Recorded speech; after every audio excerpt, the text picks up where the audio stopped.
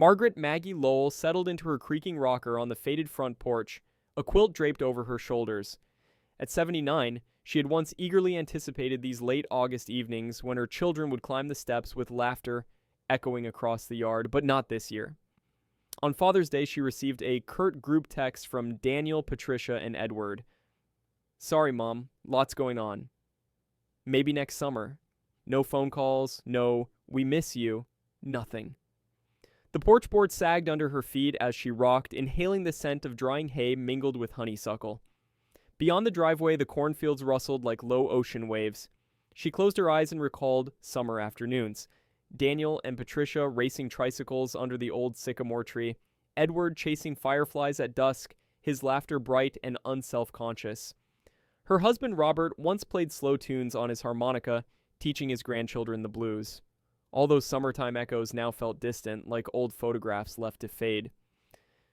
That morning, she had checked the mailbox at the end of the gravel drive. Inside lay a single postcard from Patricia featuring an indistinct beach scene. "Hope you're doing well. Love, Pat." Unsigned and lacking concern. She folded the postcard at its creases, pressing it between her fingers until it rippled. No signature. No hint of affection beyond an obligatory love.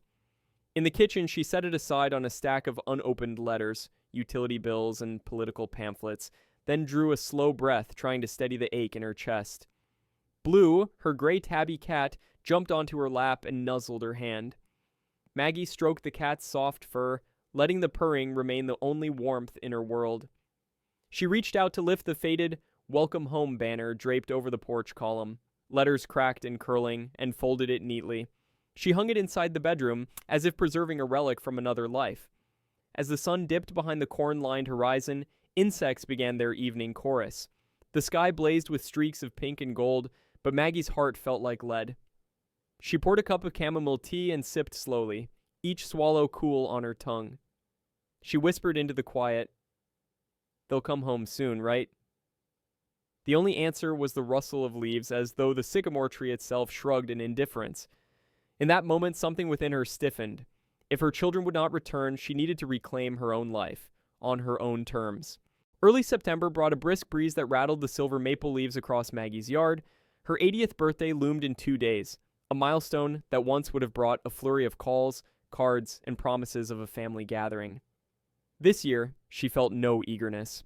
She spent the morning baking her grandmother's apple pie recipe, a buttery crust flecked with cinnamon sugar and filled with tangy sweet apple slices. The aroma filled the kitchen, warming her like a memory. She dressed carefully in her best floral dress and a pale blue cardigan, smoothing down her silver bun. At dawn, she placed the pie on the porch table next to a single taper candle. Beside it, she set a small, handwritten sign, "Come at 4 p.m., birthday pie." She retreated inside, leaving the candle's wick unlit, its promise flickering in the cool morning air. She brewed a pot of chamomile tea and sat cross-legged on the living room floor, curling around a stack of photo albums. Each turned page revealed laughter, Daniel and Patricia in their graduation caps, Edward burying his nose in a stack of comic books. All of them gathered around that very table on countless birthdays. Tears blurred the images as she whispered, "Soon," though fear tightened in her chest. Neighbors began their Saturday routines, lawnmowers thrumping in the distance, children's shouts from a nearby park, an ice cream truck jingling down Sycamore Street. Maggie caught a whiff of fresh-cut grass as she stepped outside at noon to check on the candle. She struck a match and lit the wick. Its flame danced unmoving against the breeze. She adjusted the birthday pie sign so it faced the driveway. In her mind, she replayed how she would greet her children, arms open, tears in her eyes, an impromptu choir of happy birthday broken by sniffles of joy. But the driveway remained empty save for a single red cardinal perched on the gate. At 2 p.m., Claire Andrews, her new neighbor, approached with flourishes of warm concern. Claire's daughter clutched a paper plate slice of store-bought pie. Their bright smiles struck Maggie with bittersweet clarity. "Happy birthday, Mrs. Lowell," Claire said. "I thought you might like something sweet today." Maggie forced a smile and accepted the slice, savoring its sugary coating while her heart ached. "Thank you, dear. she whispered, hiding how each bite tasted like ashes. By 4 p.m., the candle flickered in golden light, and Maggie took a final sip of tea. She whispered aloud, "Maybe next year." She closed her eyes, exhaled a shaky breath, and blew out the candle herself. The dust gathered around her as she stood alone on the porch, the banner drooping in its nail, the candle's glow gone. She watched darkness settle over the cornfields, believing fully that no child would cross the threshold. Inside, the echo of her birthday song dissolved into silence. One misty October morning, Maggie rose before dawn, unable to sleep. She brewed chamomile tea and carried it to the kitchen table, where 3 pristine sheets of cream-colored stationery lay waiting. She uncapped her nearly dried fountain pen, its nib tarnished but still usable, and dipped it into a small inkwell. The first page remained blank under her steadying gaze. Her fingers trembled as she wrote to Daniel. "Dear Daniel, I still remember cheering at your high school graduation, high up in the bleachers, my heart bursting with pride. You never looked back. Last December, I watched your Facebook photos, Europe, your new house, your new job, while I sat here waiting for your holiday call that never came. I thought our bond meant more than sending a brief happy holidays. But these days, I wonder if you even think of me. I miss you, son. I loved you more than you'll ever know. But I see now that I'm not missed." She paused, tears dropping onto the page, smudging the ink's edges. With a trembling breath, she folded the letter and tucked it into an envelope marked Daniel. She placed it on a small wooden tray beside the others. For Patricia's letter, Maggie recalled the first day of kindergarten, daughter's hands white with nervousness as Maggie knelt to tie her shoes. She began, "Dear Patricia, I remember the way you clutched my hand, whispering, 'I'll be brave, Mama.' I held you close as you took those first steps into school. At your college graduation, I sat in the nosebleed section, phone in hand, waiting for you to hug me. But you never appeared. I replayed your text over and over. Can't make it, sorry. My heart broke into countless pieces. I felt invisible that day, invisible in life. I miss who you were, not who you became." Her voice quivered as she wrote, each word a dagger. Once she finished, she folded the letter and slid it into an envelope labeled Patricia. Finally, she composed Edwards. "Dear Eddie, sometimes I replay the nights you and I spent on this very porch, you strumming your guitar as the sun set. You told me music would save you. Last Christmas, I watched your Instagram story, laughing, clinking glasses with friends, while my fireplace sat cold. I messaged you. Merry Christmas. Love you." No response. I felt an ache I cannot describe. Loneliness, betrayal, heartache. I miss you. But more than that, I feel as though I never mattered. As she signed "Love Always Mom," tears dripped onto the page, accelerating the ink's bleed. She folded it neatly and placed it with the others. All 3 envelopes stood side by side on the tray. Light from a rising sun filtered through the lace curtains, illuminating their sealed flaps. Maggie felt the weight of her words, knowing she had finally voiced her pain, and yet she would never send them. She slid the envelopes into a manila folder labeled Unsent Confessions and tucked it into the bottom drawer of her oak desk. The action felt like closing a chapter, a small exorcism of sorrow locked behind wood and brass handles. Late October winds rattled the windows, carrying amber and garnet leaves across the yard. Maggie continued her Wednesday errands. She stepped out in a wool coat, scarf, and gloves as blue brushed past her ankles. The station wagon's engine rumbled to life, and she drove the 10 miles to Brookfield's lone grocery store and post office. Inside the grocery's fluorescent glow, she navigated aisles stocked with canned soups and sugar pumpkins. She selected the same tuna and pasta she once made for Daniel's football camaraderie lunches. At the checkout line, the cashier offered a friendly nod. "All set, Maggie?" She nodded, forcing a smile behind her mask. Next, she drove to the small brick post office. The automated door chimed as she stepped inside. She opened her P.O. Box 135 and found only a bland envelope from a credit card company. She tucked it into her purse, pressing her lips together. No postcards, no happy almost birthday, no sign of children's regret. She turned and exited, the door's clang echoing down the silent hallway. That evening, she prepared the tuna casserole, crumbled crackers atop a creamy, cheesy surface. She set 4 plates around the table, each with a folded napkin and antique silver fork. In the center, she lit a white taper candle, its flame flickering against the kitchen's pale yellow walls. She sat holding her fork before the dish as though waiting for voices, footsteps, a car's headlights. If Daniel walked in first, she would stand and say, "I made your favorite, son." If Patricia arrived, she'd pull her into an embrace and whisper, "I've missed you more than you know." If Edward came, she'd open his guitar case and ask him to play. As dusk deepened, the kitchen clock struck 6, then 6:30, then 7. The candle's flame danced against empty chairs. Maggie's heart tightened with each tick of the clock. She took a single bite of casserole, tears pooling as she chewed.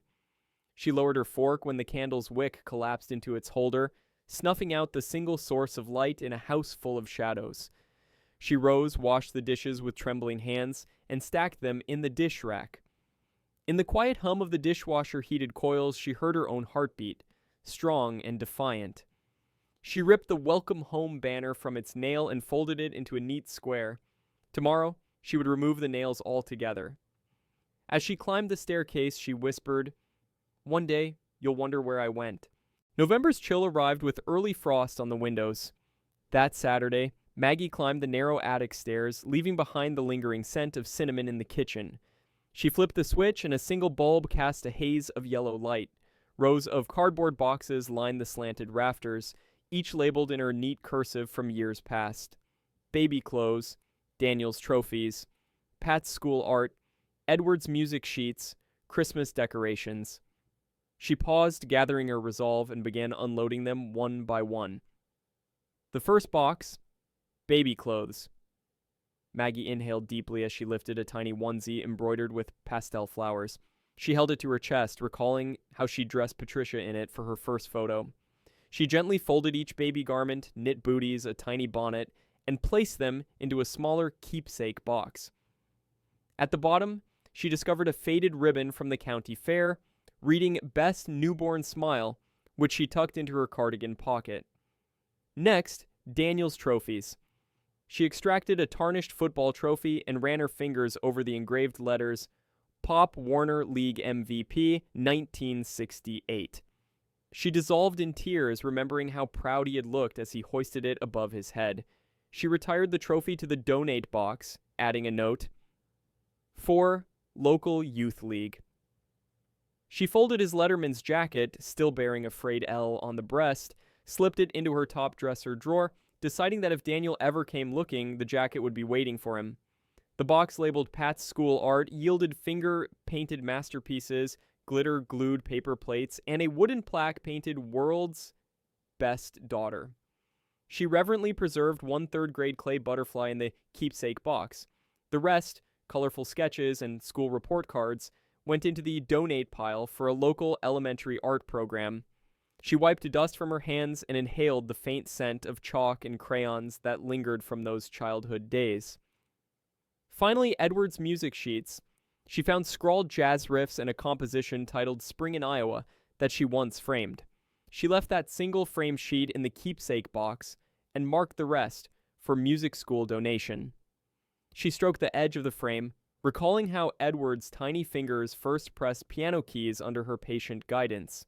She placed the frame on the mantel above the living room fireplace, its glass pane reflecting the dancing embers below. By nightfall, the attic lay half empty. Boxes labeled "Donate" and "Keepsake" rested on the floor. She carried the "Donate" boxes downstairs, hefting them into her station wagon. At dawn, she drove to Goodwill and handed them to the volunteers' curious gazes. Family donations. She felt a hollow relief wash over her, an ache replaced by muted liberation. That evening, she returned home to an attic that felt expansive and refreshed. She retrieved the 3 unsent letters from behind the loose fireplace brick, arranging them side by side on the oak desk. She reclosed the drawer and placed her hands on the polished wood, breathing in the quiet triumph of having sorted the past into boxes, some to keep, some to release. Late November, frost rimmed the windows as Maggie met real estate agent Denise Carter at her old home. Denise's bright smile contrasted with the house's autumnal melancholy, chipped yellow paint, barren flower beds, the sycamore tree's bare branches etched against gray skies. Denise led her through each room, praising the original hardwood floors, bay window view, and spacious kitchen. Maggie nodded politely but felt the weight of history in every step. For 2 weeks, Denise hosted open houses. Families trailed behind her, young couples admiring the backyard for backyard barbecues, parents envisioning holiday homemade hot chocolate by the fireplace. Meanwhile, Maggie checked into an Airbnb 5 miles away, a modest 2-bedroom cottage she once visited on a school trip. She transported only her keepsake box, baby clothes, the framed music sheet, the framed photo of her children on the living room mantel. She left the rest behind. On closing day, Denise handed her a check and a set of keys for the sold sign. Maggie walked back to the house, raising a hand to touch the sycamore's rough bark. Memories pressed in. Daniel's first baseball glove thrown beneath its shade, Patricia's homemade lemonade stand on the porch, Edward's toddler shoes strewn at the doorstep. She swallowed hard and pressed her palm flat against the trunk, whispering, "Thank you." That afternoon, she prepared a final farewell. She wrote a simple note. "I have moved on. I wish you well." She tucked the note into the same manila folder that held her children's letters and placed it behind the loose brick in the fireplace one last time. She lit the small oil lamp she found in the attic, its wick flickering brightly, and set it on the coffee table. As dusk deepened, its flame illuminated dusty floorboards and the empty rocking chair.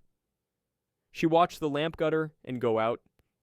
Maggie turned the key in the front door lock and stepped onto the porch. The "Welcome Home" banner, now exchanged for a single "For Sale" sign, fluttered in the wind. She closed the door firmly, slid the keys into her pocket, and walked away down the gravel driveway. Each footstep felt like peeling skin off her heart. She paused at the gate, its hinges rickety, then passed through and never looked back.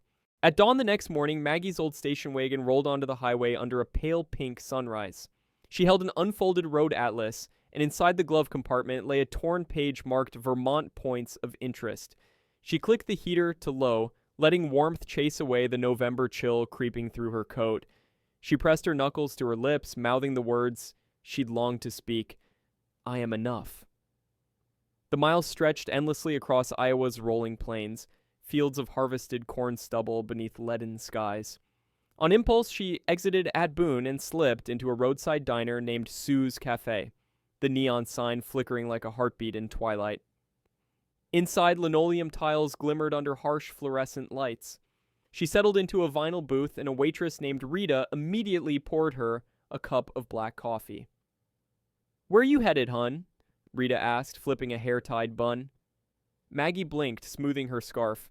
"Not sure yet, just driving until I remember who I am." Rita nodded, filling a plate with scrambled eggs and toast. "Sometimes the road heals more than walls can." Maggie offered a small smile, savoring the warmth of coffee. After breakfast, she wandered into Can't Buy Back the Past Antiques next door. The shop brimmed with aged brass kettles, stained glass lamps, and a display of leather-bound books. The owner, Gloria, a retired schoolteacher with twinkling eyes, listened as Maggie mentioned her plan to keep driving north. "Vermont's beautiful this time of year," Gloria said, handing her a postcard of Lake Champlain fringed with autumn maples. "They say fall colors linger in Burlington longer than most places." Maggie tucked the postcard into her jacket pocket. The day wore on as she traversed interstate roads, gas stations, and corn husks swirling in hedgerows. That night, she found a modest motel in Lincoln, Nebraska. Room 112 offered a twin bed, floral wallpaper, and a small desk by the window. She lit a bedside lamp and pulled open the station wagon's trunk to retrieve the manila folder containing her children's letters. She held them against her heart and allowed tears to fall, a necessary cleansing before she could continue.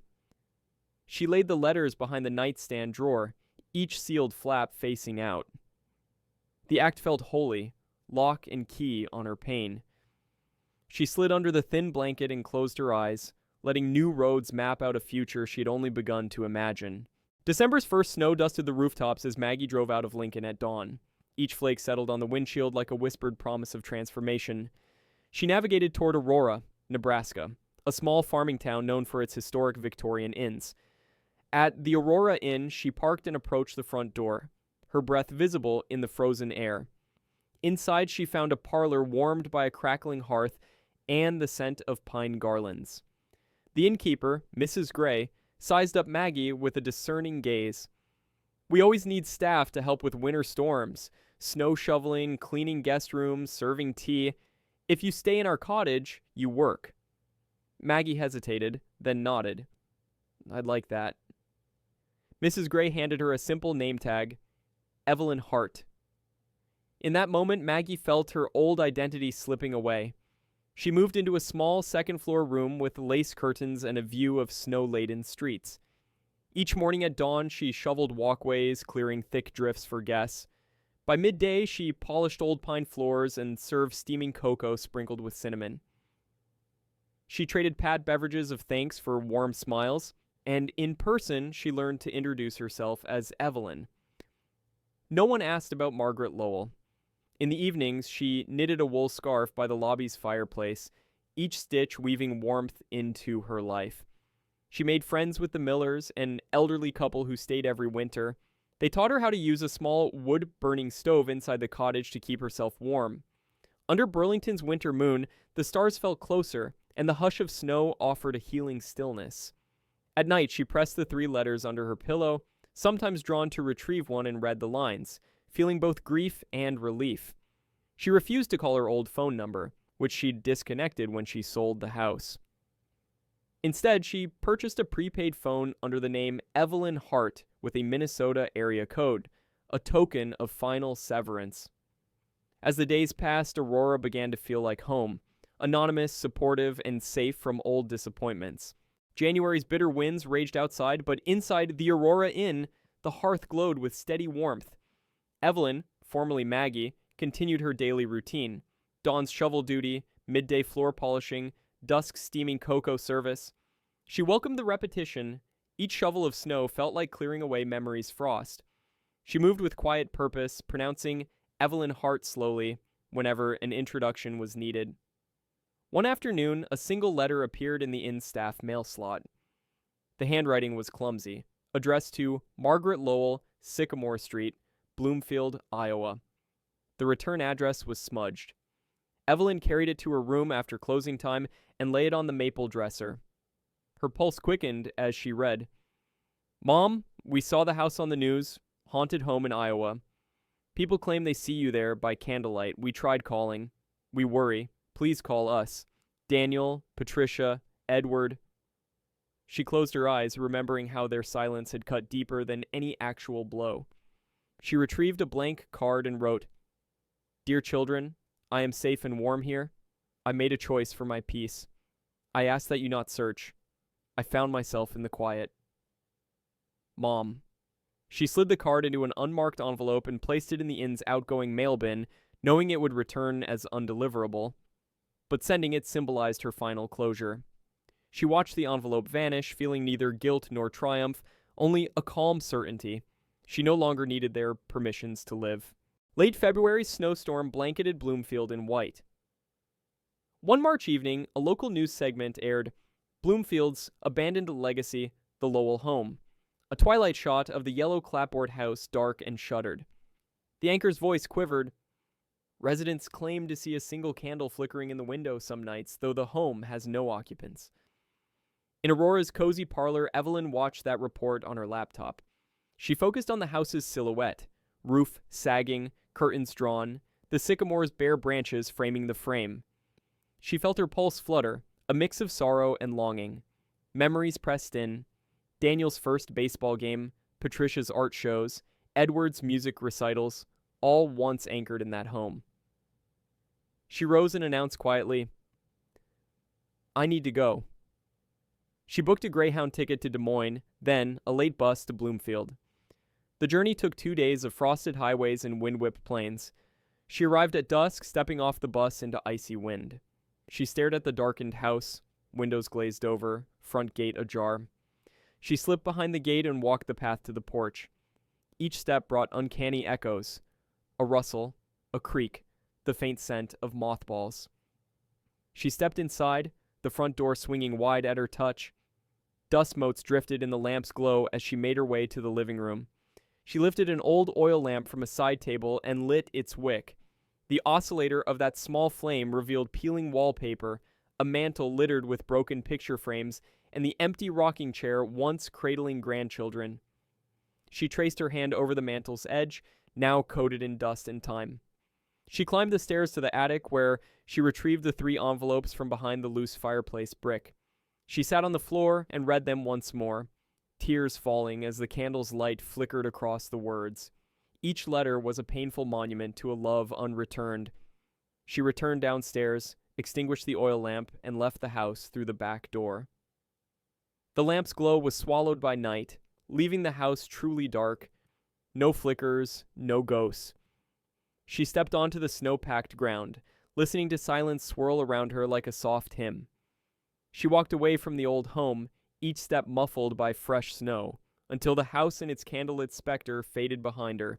March thaw brought a thaw to more than just frozen roads. It melted the facade of Maggie's family's indifference. One morning in Chicago, Daniel lifted his phone to see a trending article, "Haunted Candlelight House in Bloomfield, Former Residents' Children Search." He scrolled through comments, neighbors leaving roses at the gate, locals swearing they saw Maggie's silhouette. A pit opened in his stomach. He booked a flight to Des Moines. From there, a rental car to Bloomfield.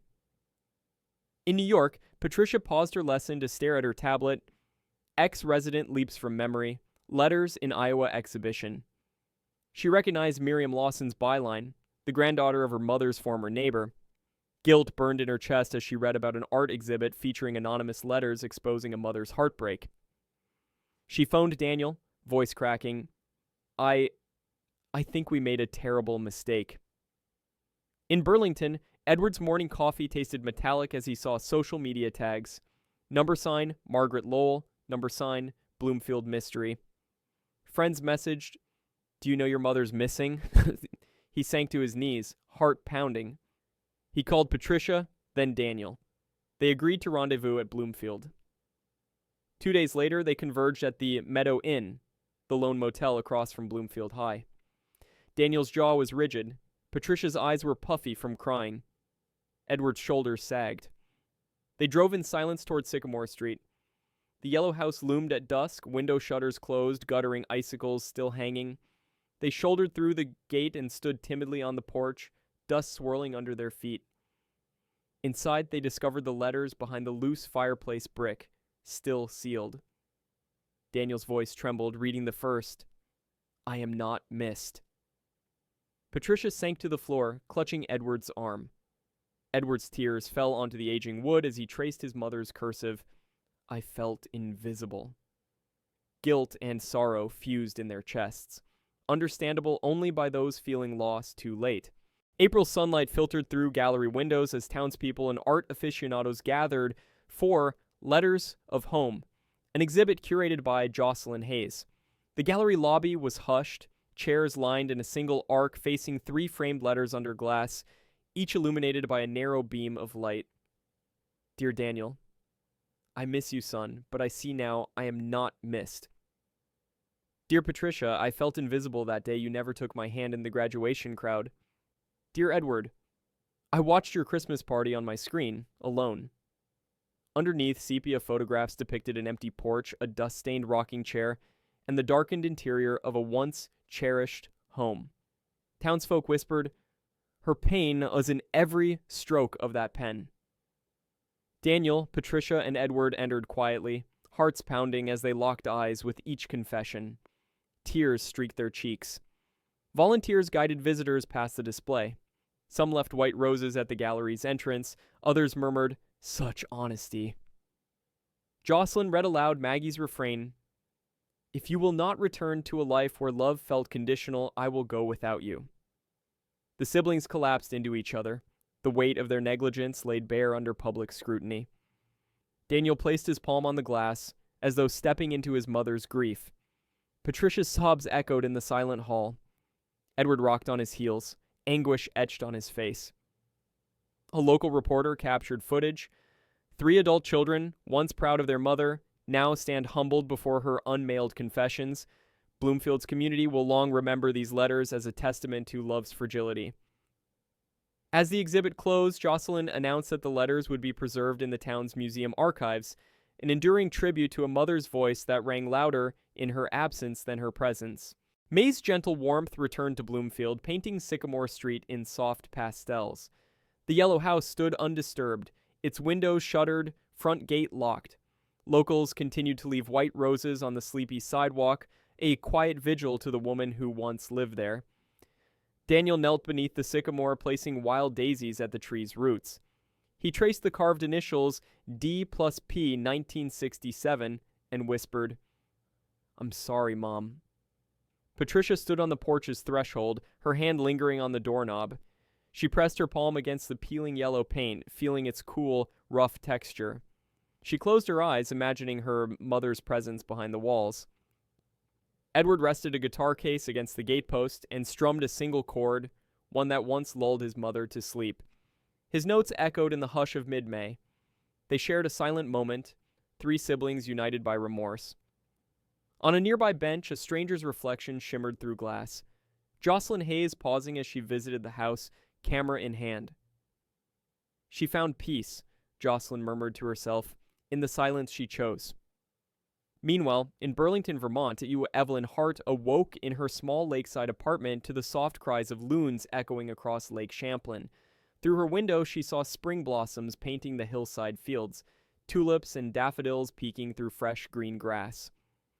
She slid out of bed and approached the dresser, retrieving a single white rose from a chipped glass vase and holding it to her chest. On the dresser lay a small wooden box. Inside, the final unsent note to her children, written months ago. "Dear children, I found my peace in a life beyond waiting. I love you, but I needed to be free. Mom." She closed the box and placed it on the shelf. Untouched, words sealed within. She breathed in the crisp morning air, allowing the sunlight to wash over her. A quiet smile curved her lips, a victory for her spirit. Evelyn turned toward the window, gazing out at the serene lake. The cardinals sang in distant treetops. She whispered to herself, "I am free," as the sunrise painted the sky in rose and gold. In that final silence, Margaret Lowell, Evelyn Hart, had reclaimed her life, finding peace in the space left by absence.